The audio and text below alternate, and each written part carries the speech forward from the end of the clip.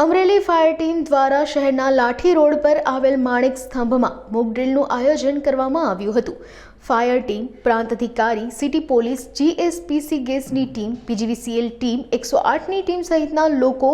બનાવ સ્થળ પર પહોંચ્યા હતા તેમજ મોક ડ્રીલના ભાગરૂપે લાઠી રોડ બંધ કરી દેવામાં આવ્યો હતો। આ ઘટનામાં ફાયર ટીમ દ્વારા 2 લોકોનું દિલધડક રેસ્ક્યુ કરવામાં આવ્યું હતું અને 108ની ટીમ દ્વારા સારવાર અર્થે હોસ્પિટલ ખાતે ખસેડવામાં આવ્યા હતા। અમરેલી પ્રાંત અધિકારી અશોક નાકિયાએ સમગ્ર ઘટનાને મોક ડ્રીલ જાહેર કરી હતી। આજે અમરેલીના માણેકસ્તંભ ખાતે આગ લગવાનો ફાયર કંટ્રોલ રૂમમાં મેસેજ મળતા દરેક વિભાગને ફાયર કંટ્રોલ રૂમે જાણ કરેલી હતી અને દરેક વિભાગ અહીંયા માણેકસ્તંભ ઉપર પહોંચી એમના જેમ કે પીજીવીસીએલ, જીએસપીસી, પોલીસ અને વહીવટીતંત્ર અને ખાસ કરીને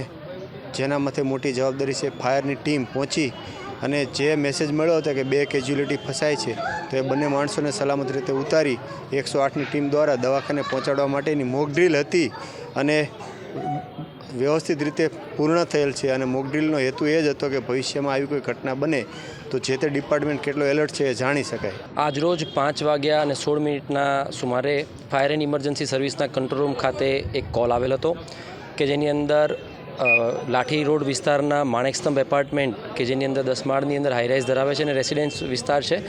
જેના બીજા માળે આગ લાગવાની એક દુર્ઘટના બનેલી છે અને જેની અંદર 2 માણસો ફસાયા છે જેની ટેલિફોનિક જાણ અમરેલી ફાયર એન્ડ ઇમરજન્સી સર્વિસના કંટ્રોલ રૂમની કરતાં ફાયર એન્ડ ઇમરજન્સી સર્વિસ અમરેલીની ટીમ તાત્કાલિક ધોરણે રેસ્ક્યુ ટીમ અને ફાયર ટીમ સાથે ઘટનાસ્થળ પર પહોંચી હતી અને આ ઘટનાસ્થળની અંદર પહોંચતાની સાથે